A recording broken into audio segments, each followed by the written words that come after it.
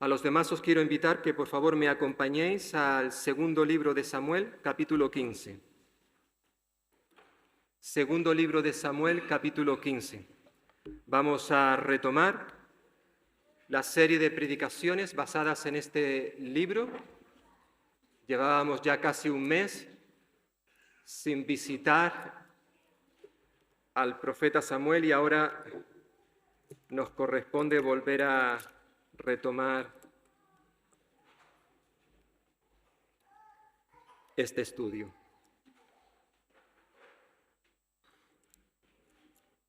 Y en esta mañana vamos a estar centrados en todo el capítulo, aunque vamos a leer ahora en un principio los primeros 12 versículos. Quizás sería bueno recordar que durante los últimos estudios, las últimas predicaciones basadas en este texto, como hemos estado viendo, allí nos paramos un tiempo especial en los capítulos 11 y 12, donde se nos habla del pecado que cometió David. Cometió varios pecados, pero de manera especial se han estado enfatizando el pecado de adulterio y el de asesinato. Y recordaréis que estuvimos viendo que estos pecados no solamente afectaron de manera personal la vida de David, sino también capítulos 13 y 14 vimos cómo también sus pecados afectaron a toda su familia. Y a partir del día de hoy, del capítulo 15 en adelante al capítulo 20 aproximadamente, vamos a recordar que también los pecados que cometió David no solamente le afectaron a él, a su familia, sino también a toda la nación de Israel. Y esto sigue ocurriendo, hermanos, hermanas y amigos, en el día de hoy. Tus pecados, mis pecados, no solamente me afectan a mí de manera individual, sino que esos pecados afectan a otras personas. En cierta forma se trata como si fuera una bomba, ¿verdad? Que tiene un efecto expansivo. Afectan a muchas personas.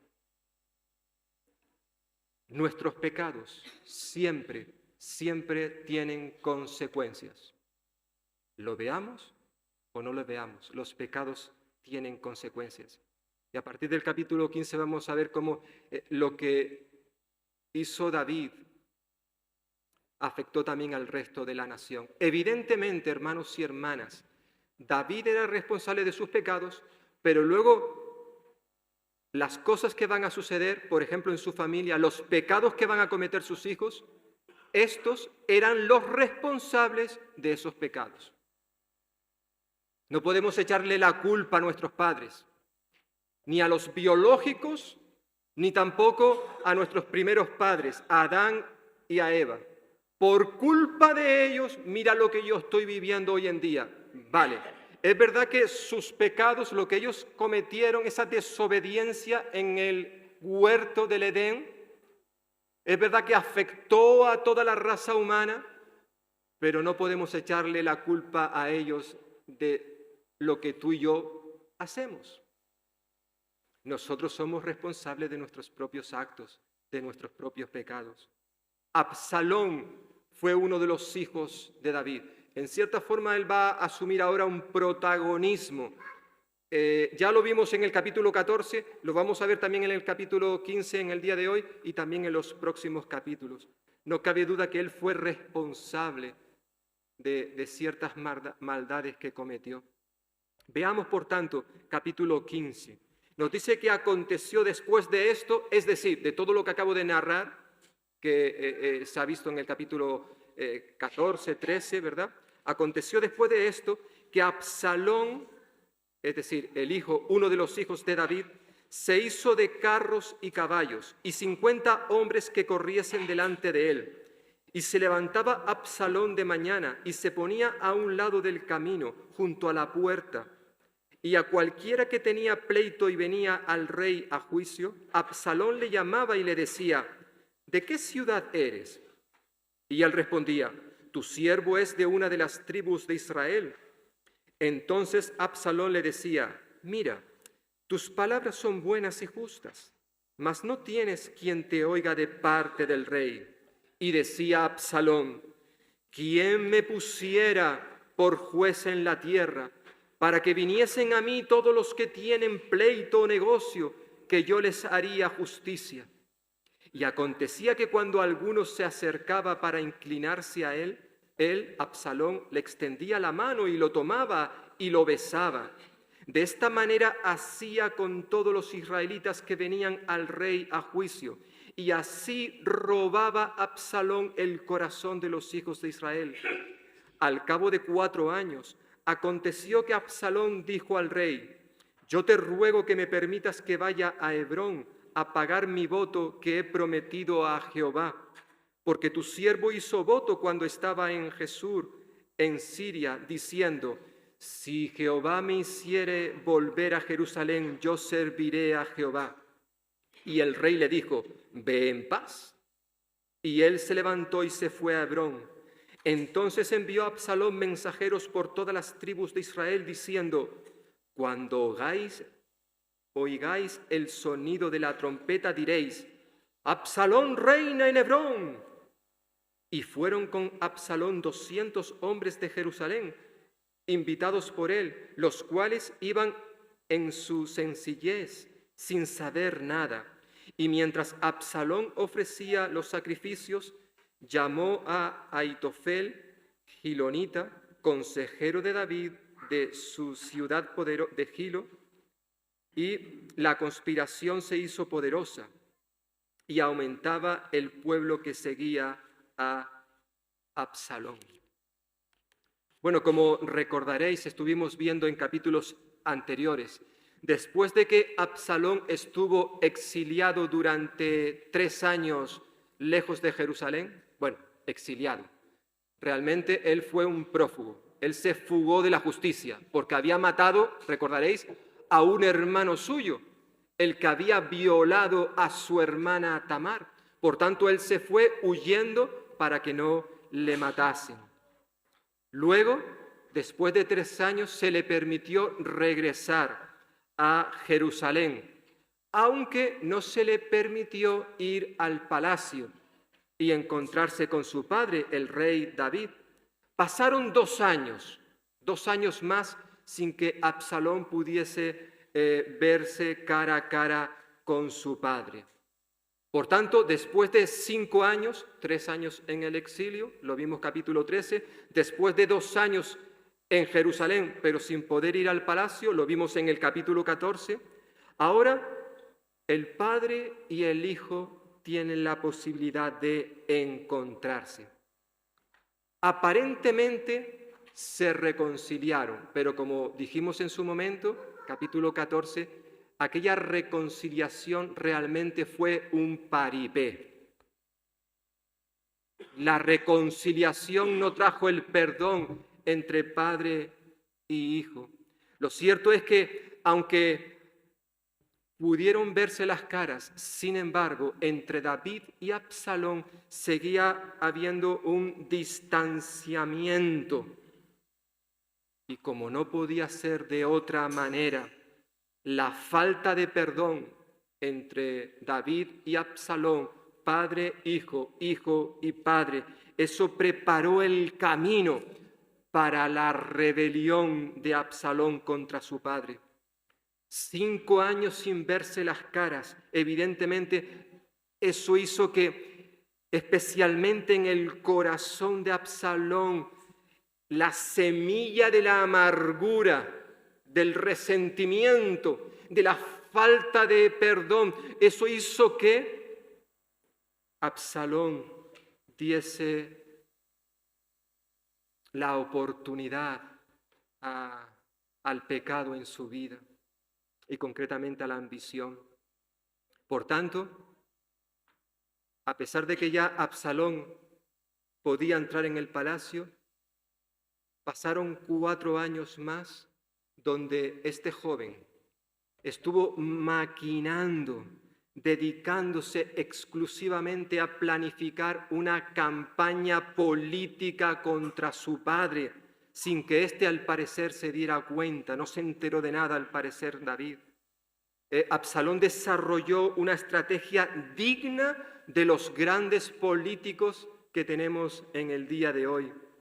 En cierta forma empezó a utilizar lo que en aquellos tiempos podríamos decir las redes sociales de aquel tiempo, ¿verdad?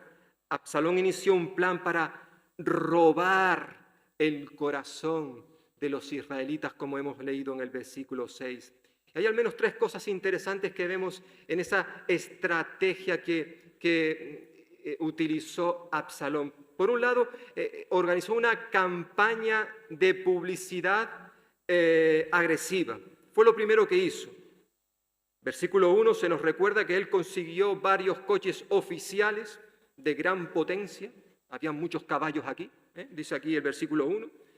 Se tomó una escolta de guardaespaldas, 50 hombres que corrían a su lado. No cabe duda que esto permitió que la imagen de Absalón ganase puntos, se hiciera más popular, que ganara fama. Es interesante que por regla general los hijos del rey solían trasladarse en mulas, pero Absalón no, él utilizó caballos, carros, se nos dice ahí en el versículo 1 que hemos leído. No cabe duda que él estaba transmitiendo una imagen de poder, de fortaleza al pueblo. Es evidente que este hombre no solamente era el más guapo, el más hermoso de todos los israelitas, físicamente hablando. Recordaré que lo leímos de pasada en el capítulo anterior, capítulo 14. Fijaos lo que dice capítulo 14 acerca de Absalón, versículo 25, que no había en todo Israel ninguno tan alabado por su hermosura como Absalón. Desde la planta de su pie hasta la coronilla, no había en él defecto. ¡Wow! ¡Wow! Algún hombre presente estará diciendo, ya me gustaría a mí tener un poquito de lo que tenía Absalón físicamente hablando. Bueno, tampoco eso es importante. Es interesante que en la Biblia, ya lo hemos visto con Saúl, lo hemos visto con David, lo estamos viendo ahora con Absalón, lo veremos con un hermano suyo, Adonías, en el capítulo 1 de Primera de Reyes, que en aquellos tiempos se le daba mucha importancia al físico. El rey tenía que ser un hombre físicamente hablando hermoso, de buen parecer. Incluso hasta los mismos profetas se veían tentados a observar estas cosas. Por eso cuando el Señor le dijo al profeta Samuel, oye, vete a casa de un tal Isaí, porque uno de sus hijos va a ser el rey de Israel. ¿Recordáis ese relato? Vamos un poquito atrás, en el capítulo 16 de Primera de Samuel. Primera de Samuel, capítulo 16. Samuel ha ido a casa de Isaí porque uno de sus hijos, ahora mismo la memoria si no me falla, creo que eran 8, uno de ellos iba a ser el próximo rey de Israel, el que iba a sustituir a Saúl. Y cuando Samuel dice, versículo 6 del capítulo 16, que cuando ellos vinieron, los hijos de Isaí, dice que Samuel vio a Eliab y dijo, ¿de verdad delante de Jehová estás ungido? Samuel vio en este tal Eliab un hombre atractivo, alguien guapo, alguien que no cabe duda que sobresalía sobre todos los demás. Este va a ser el rey. Pero fijaos lo que dice a continuación, versículo 7, que Jehová respondió a Samuel, no mires a su parecer, es decir, no mires a su presencia física, ni a lo grande de su estatura, porque yo lo desecho, porque Jehová no mira lo que mira el hombre, pues el hombre, ¿qué es lo que mira? Lo que está delante de sus ojos, pero Jehová mira el corazón. Evidentemente, hermanos y hermanas, para Dios habían cosas más importantes que las cosas exteriores, las cosas que se ven. Para Dios era más importante lo que hay en el corazón del hombre, de la mujer, lo que hay en tu interior, lo que hay en mi interior. A veces quizás nos preocupa más nuestra imagen exterior, lo que la gente pueda ver de nosotros, lo que nosotros podamos hacer y olvidamos que Dios lo que está observando de ti, de mí, no es tanto lo que los otros ven, sino más bien lo que nadie ve, sino solo Él sí puede ver lo que hay en nuestro corazón. Y a Él no le podemos engañar. Creedme, hermanos, hermanas, amigos, amigas, a Dios no le podemos engañar. Por tanto, vemos que Absalón no solamente tenía cualidades físicas, sino que además no cabe duda que fue un hombre muy astuto, muy audaz. Tenía una gran visión para las gestiones políticas. Por eso todo esto que empieza a decirnos el texto en los primeros versículos. No solamente inició una campaña de publicidad, sino también vemos un derroche de generosidad. Versículos 2 y 3. Absalón se presentó ante el pueblo como un hombre que realmente se preocupaba por las necesidades de la gente. Volvemos a nuestro texto. Versículo 2 dice que él se levantaba de mañana, tempranito, y se ponía a un lado del camino junto a la puerta, es decir, la puerta de la ciudad. Y cualquiera que tenía pleito y venía al rey a juicio, porque tenía algún que otro problema y necesitaba ayuda, Absalón le llamaba y le decía, ¿de qué ciudad eres? Y él respondía, tu siervo es de una de las tribus de Israel. Entonces Absalón le decía, mira, tus palabras son buenas y justas, mas no tienes quien te oiga de parte del rey. Es decir, Absalón se mostraba como una persona que tenía empatía por las necesidades de otras personas. Él estaba dispuesto, o al menos daba la apariencia de ser una persona que escuchaba las necesidades de la gente que tenían problemas para hacerles justicia, ya que al parecer el rey actual, es decir, David, no estaba haciendo nada. Eso es lo que da a entender. Es interesante que en la puerta de la ciudad es donde se solía hacer justicia. Y es allí donde Absalón iba para atender a toda esta gente que no tenía quien les ayudase, o sí tenían, en este caso era el rey David, pero que Absalón se adelantaba, por así decirlo, para impedir que estos fueran al rey, sino más bien hablaran con él, mostrándose como una persona generosa que estaba dispuesto, él sí, a ayudarles. Pero incluso vemos ciertas promesas de grandiosidad. No solamente vemos su publicidad, su generosidad, sino también la imagen de grandiosidad por parte de él. Se comprometía que si él era elegido como el próximo presidente, el próximo rey de Israel, pues las cosas volverían a ser como en el pasado. Porque como bien sabemos todos, antes, en el pasado, las cosas se hacían mejor que ahora, ¿o no? Esto es lo que mucha gente dice, es que los tiempos de Franco se vivía mejor que ahora. Es que en la iglesia antes las cosas se hacían mejor. Ay, si volviéramos a aquellos tiempos. Bueno, en cierta forma, cuando aquí Absalón utiliza el término juez, fijaos, versículo 4, esta palabra la emplea probablemente para que los israelitas trayeran a la memoria el trabajo, la labor de los jueces del libro de Jueces, ¿verdad? Aquellos caudillos que cuando habían problemas, situaciones difíciles en Israel, el Señor levantaba jueces que los liberaba, que los ayudaba de la opresión de los enemigos. Y en cierta forma ahora Absalón está diciendo, ay, si alguien me pusiese a mí como juez, volveríamos al pasado a hacer las cosas como se hacían antes y no como ahora está haciendo este rey, mi padre, que no está haciendo las cosas bien. Tristemente, a veces, pues, esto es lo que vemos en nuestros días. Los tiempos pasados fueron mejores. Y no cabe duda, hermanos y hermanas, que sí, pueden haber cosas del pasado, cosas que se hacían antes, que probablemente son mejores que algunas de las cosas que se hacen en el día de hoy. Por supuesto, por supuesto. Pero en el pasado también se hacían cosas que no eran buenas. Y hoy Esas cosas malas que se hacían en el pasado no se hacen hoy. No vivimos en una sociedad bajo una dictadura, por ejemplo. No cabe duda que hay muchas cosas que mejorar, que cambiar, por supuesto.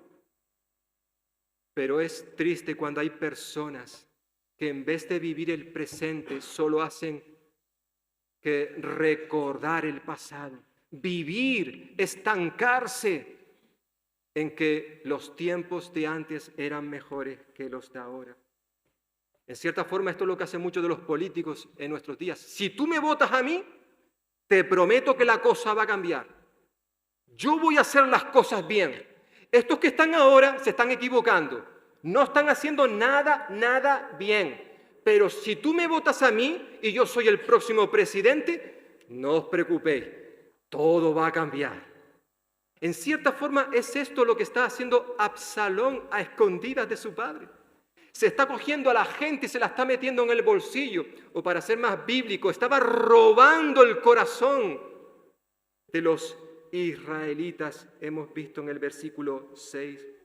Absalón se presentó ante el pueblo como un hombre bueno que se preocupaba por las necesidades del pueblo, pero realmente Absalón era una persona que buscaba satisfacer sus necesidades propias, sus intereses.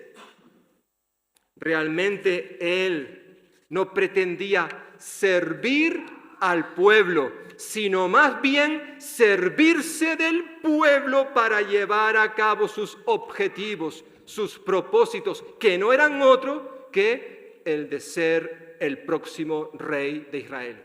Ese era su objetivo. Absalón buscaba solo servirse a sí mismo, buscar su propia gloria. Toda su estrategia estaba enfocada a engañar, que en cierta forma es lo que significa el término robar, que aparece en el versículo 6, que él robaba los corazones, engañaba a la gente. Les besaba la mano, les daba un abracito, no te preocupes, tienes problemas, ven a mí que yo te voy a ayudar. No mires a mi padre el rey, él no lo hace bien. Poco a poco, paulatinamente Absalón se fue ganando a seguidores.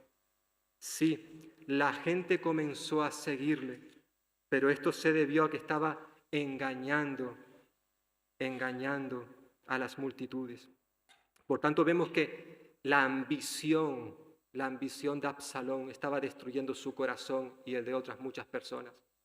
Además, en segundo lugar, versículos 7 al 12, vemos que la ambición tristemente dio lugar luego a la conspiración.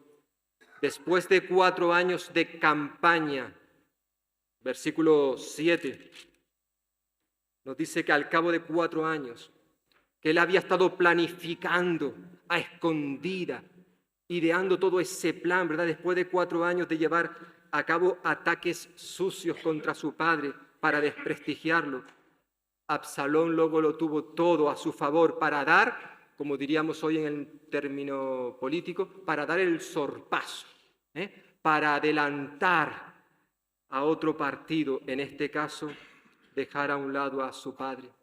Absalón ya estaba acariciando la corona. Nos dice versículos 7 al 9 que él se fue a Hebrón, una ciudad muy emblemática. Tenía su cosita esta ciudad porque fue allí donde su padre fue ungido como rey en Judá. Y él ahora se las ingenió para que su padre le diera permiso para ir a Hebrón, con la excusa de que iba a ser un voto que había hecho en el pasado. Papá, ¿puedo ir? Pero no. En sus planes estaba iniciar la revuelta, la rebelión desde esta ciudad, como hemos señalado. Se llevó consigo, nos dice versículo 10 y 11, a 200 hombres que le acompañaran, aunque estos hombres al parecer no sabían por qué acompañaban a Absalón. Contrató también los servicios del consejero de David, fijaos, que se llamaba Ahitofel. Era el hombre de confianza, versículo 12. Lo cierto es que la conspiración le estaba saliendo a la perfección. Más aún, el relato bíblico parece dar la impresión de que el rey David no se estaba enterando de nada. Tristemente, él todavía estaba bajo los efectos de sus pecados, que sí, es verdad que ya los había confesado, pero como le dijo el profeta Natán, debido a lo que había hecho, a partir de entonces, los problemas no iban a faltar en su casa. Y David era consciente de esto. Y tristemente, esa ambición de Absalón llevó a provocar la división en Israel. Versículo 13 al 37. Absalón consiguió, por un lado, que mucha gente del pueblo le siguiera. Dice versículo 13. Bueno, el versículo 12 termina diciendo que la conspiración se hizo poderosa, fijaos, y aumentaba el pueblo que seguía a Absalón. Y luego dice que fue un mensajero que vino a David diciendo, el corazón de todo Israel, un poquito exagerado, pero fue lo que dice aquí el autor de este relato, el corazón de todo Israel se va tras Absalón. Bueno, lo cierto es que no fueron todos. Si seguimos leyendo, veremos que hubieron muchas personas que se pusieron del lado de David. A continuación se nos dice que David, versículo 14, dice que huyó, se fue a otro lugar para escapar, para evitar el conflicto, otra guerra civil dentro de Israel. Él huyó, pero se llevó consigo a muchos de sus familiares, a todos, excepto que dejó a 10 concubinas en la ciudad. Y también se fueron con él un gran grupo de hombres que le habían sido fieles y leales durante muchos años. Personas que estaban dispuestos a dar su vida por David, como se menciona ahí a Itai el Geteo, versículos 19 al 22. Luego se hablará de Sadoc, el sumo sacerdote, Abiatar, Usai. Fueron personas que estuvieron dispuestos a ir a la muerte si fuera necesario con David. Lo cierto es que el relato de este momento en que David tiene que huir, escapar de Jerusalén es realmente conmovedor, conmovedor. La gente se fue con David llorando a gritos, a gritos. Fijaos versículo 23. Y todo el país lloró en alta voz. Pasó luego toda la gente el torrente de Cedrón. Asimismo pasó el rey y todo el pueblo pasó al camino que va al desierto. Versículo 30. Y David subió la cuesta de los olivos y la subió llorando, llevando la cabeza cubierta y los pies descalzos. También todo el pueblo que tenía consigo cubrió cada uno su cabeza e iban llorando mientras subían. Realmente la escena es tremenda, conmovedora, muy triste. David tenía, dice, la cabeza cubierta y los pies descalzos. Era un símbolo de dolor intenso que en cierta forma representaba la derrota, el destierro. Pero hay una cosa interesante de este pasaje, hermanos, aunque no lo hemos leído todo, espero que lo podamos hacer en casa, lo que no lo habéis hecho todavía. Hay una cosa interesante que se detalla aquí, y es que en medio del dolor que está experimentando aquí David y toda la gente que iba con él, es interesante que versículo 32 se nos dice que cuando David llegó a la cumbre del monte, dice que allí adoró a Dios. Es decir, su tristeza, su aflicción, su dolor, esa angustia tremenda que estaba experimentando, no le impidieron adorar a Dios. No le impidieron. Él no utilizó nada de eso como una excusa para ahora yo no le digo nada al Señor, ahora no le adoro, ahora no voy a su casa, ahora no leo la Biblia, ahora no voy a los cultos. Porque si el Señor me permite lo que estoy sufriendo, lo que estoy pasando, es una prueba de que Él no me quiere, de que para Él no soy importante. Hay muchos creyentes en el día de hoy que una de las primeras cosas que hacen cuando están metidos en una especie de valle de sombra y de muerte, es que dejan al Señor a un lado. Ya no les apetece hablar con Él, no les apetece leer la Biblia, tener comunión con el Señor. Es interesante que David no hizo esto, no, todo lo contrario. Precisamente en medio de la prueba, él se agarró más firmemente al Señor. Y nos dice el texto que adoró a Dios. De hecho, es interesante que David, en medio de estas circunstancias, no solamente adoró a Dios, sino también siguió confiando en Él. Es lo que vemos en los Salmos 3, 4, 61, 62, 63. Es interesante que el Salmo 3, el título que le pusieron los hebreos es un salmo que escribió David cuando huía de su hijo Absalón. Es un salmo precioso que nos habla de confiar en Dios a pesar de que las circunstancias que están a nuestro alrededor nos sean contrarias. Qué hermoso, ¿verdad? David escribió este salmo en medio de esos problemas. Y hermanos y hermanas, tú y yo también podemos hacer lo mismo. No sé exactamente qué es lo que habrá sucedido en tu vida en esta última semana. O quizás ya llevas un tiempo pasando por aflicción, por dolor, cosas que a lo mejor solo tú conoces. Bueno, tú y el Señor. Y quizás ha habido momentos en tu vida donde te has sentido tentado a dejar de caminar con el Señor. Tentado a tirar la toalla. ¿Para qué seguir? ¿Para qué continuar? Si le estoy pidiendo a Dios que me ayude en medio de esta situación y no veo nada. Sigue estando todo oscuro, tenebroso.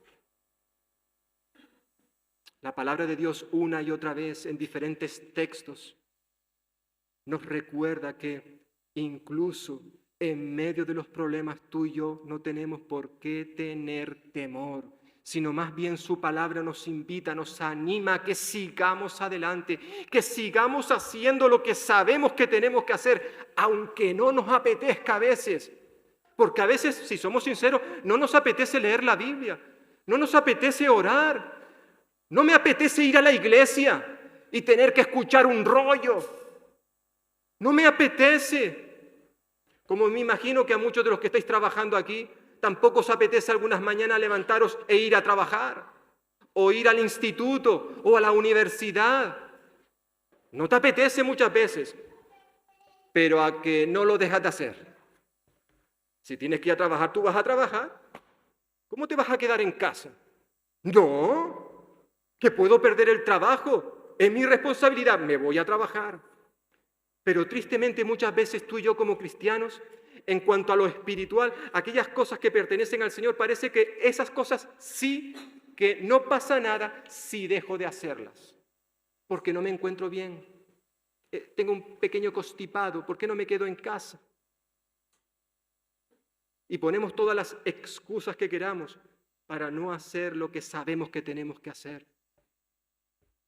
Y creedme, hermano, cuanto más dejemos de hacer las cosas que Dios quiere que hagamos, más débiles nos vamos a sentir. Más débiles. Tenemos que seguir confiando en el Señor. Esto fue lo que hizo David y él lo presenta muy bien en este Salmo 3, cuando habla de la confianza en Dios, cuando huía de su hijo Absalón. Podemos confiar en Él. Claro que sí, incluso en medio del dolor. Es interesante, para ir concretando, es interesante comparar la estrategia que utilizó Absalón para llegar a ser el rey de Israel, compararla con la estrategia del Señor Jesús cuando vino a este mundo. Es interesante que Absalón buscó el rodearse de gente fuerte, gente que la acompañara, guerreros, 50 guardaespaldas, utilizó de carros, de caballos, que le dieran publicidad, que le dieran fama, prestigio, para promocionar su candidatura a ser el próximo rey. Sin embargo, es interesante cuando vamos a los evangelios y nos dice que cuando Jesús iba a entrar en Jerusalén, la gente le aclamaba: «Hosanna, bendito el que viene en el nombre del Rey». Y dice el texto que Jesús halló a un asno, un asnillo, y montó sobre él, como está escrito: «No temas, hija de Sión, he aquí tu rey viene montado sobre un pollino de asna». No sobre un caballo, sobre un corcel, rodeado de hombres que le protegieran, no, sobre un pollino. Él no necesitó hacer cosas especiales, llamativas, para que la gente le siguiera. Por eso sigue diciendo el texto que los fariseos estaban enfadados, dijeron entre sí: ya veis lo que conseguís, nada, mirad, el mundo se va tras él. Juan capítulo 12, versículo 19.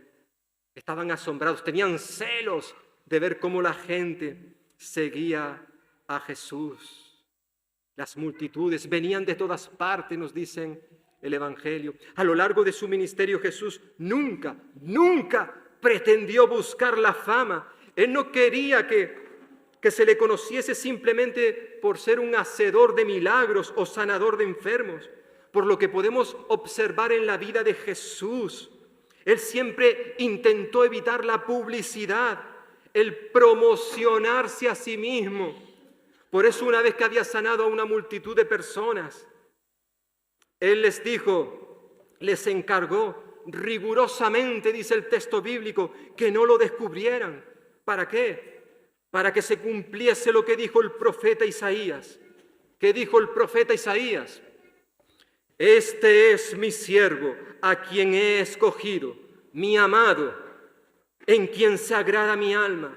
Pondré mi espíritu sobre él y a los gentiles anunciará juicio. No contenderá, ni voceará, ni nadie oirá en las calles su voz. La caña cascada no quebrará y el pábilo que humea no se apagará hasta que haga triunfar el juicio. Estas palabras que utilizó Mateo capítulo 12, he leído, versículos 16 al 21, es un texto que cogió Mateo del libro de Isaías, capítulo 42, donde se señala a la persona de Jesucristo, el Mesías, donde se destaca algunas de las características que marcaron la vida de servicio de Jesús, con el propósito de que estas características también se reflejaran en sus discípulos, en aquellos que le seguimos. Hay al menos 3 características que encontramos en este texto de Isaías que he leído en Mateo. En primer lugar, vemos la obediencia total de Jesús al Padre. Y por eso el Padre se podía complacer en él. Se agradaba de su Hijo y no se agradaba en el pueblo de Israel por su desobediencia. El Señor destacó siempre porque Él obedeció en todo al Padre. En segundo lugar, vemos su humildad ejemplar. Dice, no contenderá, es decir, no discutirá, no reñirá. Jesús no se iba a pelear con la gente para que le hiciera caso, para ganárselos, ni voceará.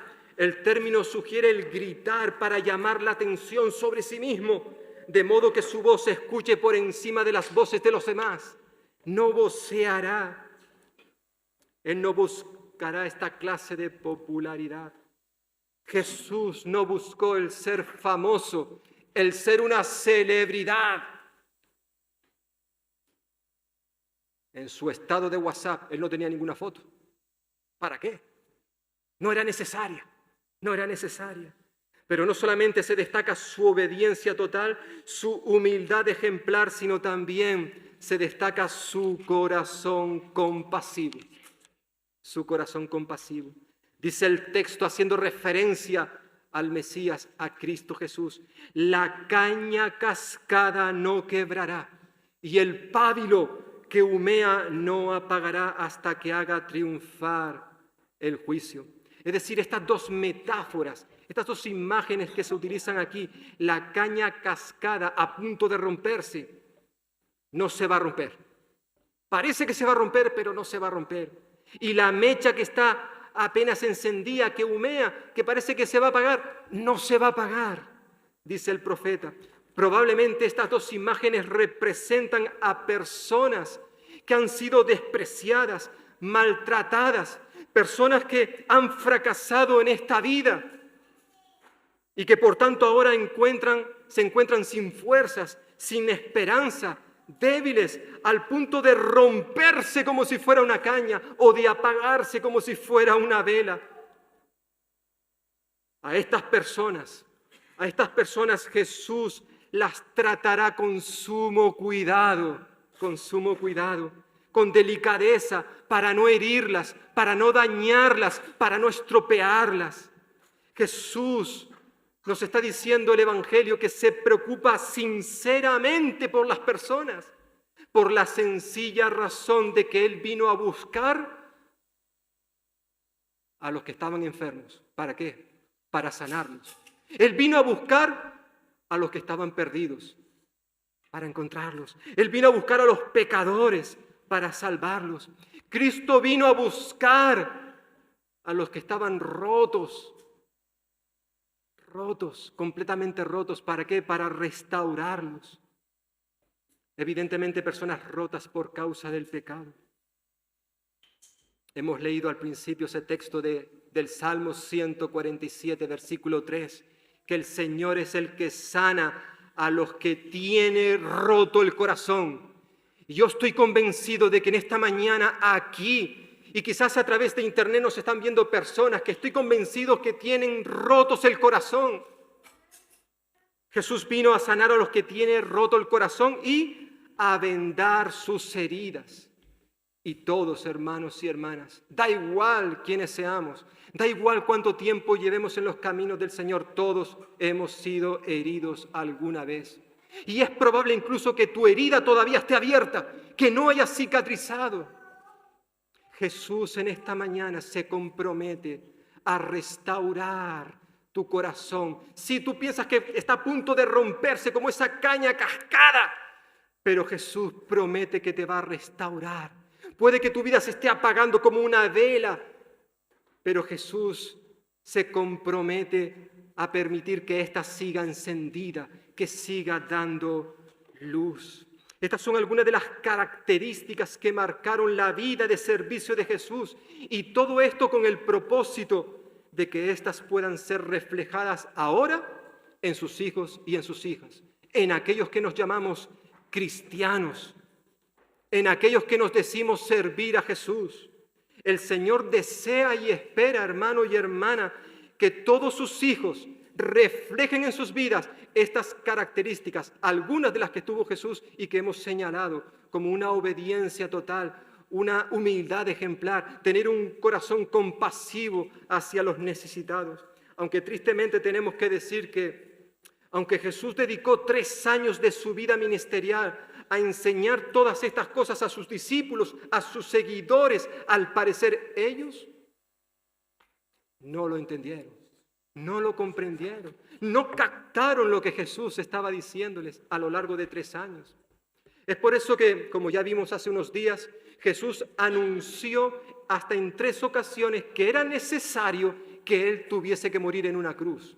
Y es interesante que cuando observamos esos pasajes, Marcos capítulo 8, capítulo 9 y capítulo 10, en cada uno de esos ejemplos, cada uno de esos anuncios, vemos a sus discípulos después meter la pata hasta el fondo. Tenían al Maestro que les está diciendo que Él había venido a este mundo no para ser servido, sino para servir y dar su vida en rescate por muchos. Y ellos simplemente están peleándose por un lugar de preeminencia, un lugar de autoridad, de poder. Por eso nos dice, por ejemplo, capítulo 9 de Marcos, que después de que Jesús les anuncia de que Él va a tener que morir en una cruz, los discípulos van por el camino, los discípulos discutiendo entre ellos sobre quién de ellos era el mayor, el más importante. Y luego la tercera vez en que Jesús les vuelve a anunciar, capítulo 10 de Marcos. 2 de esos discípulos se acercan a Jesús acompañados de su madre y le piden al Señor que cuando Él venga en su reino, ellos dos se sienten, uno a la derecha y el otro a la izquierda. No habían entendido nada. Luego más tarde, unas horas antes de que a Jesús lo arresten y lo lleven a una cruz, se sienta con sus discípulos alrededor de una mesa. La costumbre de aquel entonces era que tenía que haber un esclavo, un siervo que lavara los pies de todos los huéspedes, de todos los que entraran en la casa. Pero allí no había ninguno. Por tanto, uno de ellos tenía que coger una toalla, coger una palangana con agua y empezar a lavar los pies del resto de sus compañeros. Pero, nadie lo hizo, nadie. Sin embargo, el siervo por excelencia se levantó, se ciñó, se ató una toalla a su cadera, cogió un poco de agua, una palangana y empezó a lavarle los pies a los suyos. En cierta forma, estos discípulos estaban actuando exactamente como Absalón años atrás. Solo querían servirse a sí mismos. Pero Jesús, en ese mismo capítulo 10 de Marcos, termina diciéndole que aquellos de ellos que quisieran ser los primeros, los más grandes, tenían que ser los últimos y ser siervos de todos. ¿Por qué? Dice Jesús. Porque ni aun el Hijo del Hombre vino para que le sirvan, sino para servir y para dar su vida en rescate de muchos. ¿Y cuántas veces tú y yo nos hemos peleado por un lugar de servicio, por un lugar de importancia? No tanto que tengamos la intención de servir a los hermanos, sino muchas veces hacemos las cosas para servirnos de los hermanos. Y eso no es lo que quiere Dios de ti y de mí. ¿A quién estamos siguiendo, hermanos, hermanas? ¿A quién seguimos? Evidentemente muchos israelitas decidieron seguir a Absalón y hubo unas consecuencias. Se equivocaron. Lo vieron como la persona ideal, guapo, hermoso, listo, audaz, capaz. Hizo una buena campaña que no cabe duda que le proporcionaron muchos votos, pero al final todo aquello quedó en la nada. Hoy en día mucha gente, quizás tú eres uno de esos que siguen a aquellos que quizás mejor te convencen. El mundo es muy atractivo y hay muchas voces que nos dicen lo que tenemos que hacer. Pero hermanos, hermanas, amigos y amigas, la única voz que tú y yo deberíamos de escuchar es la voz de Cristo Jesús. Evidentemente, seguirle a Él para servirle no va a ser fácil. En este contexto que hemos estado mencionando de los discípulos, el Señor les dice que si alguno quiere venir en pos de Él, tiene que saber que esa persona, es decir, si tú o yo queremos seguir a Jesús, tenemos que saber que tenemos que negarnos a nosotros mismos. El yo tiene que desaparecer y ahora tiene que reinar Él, Cristo Jesús.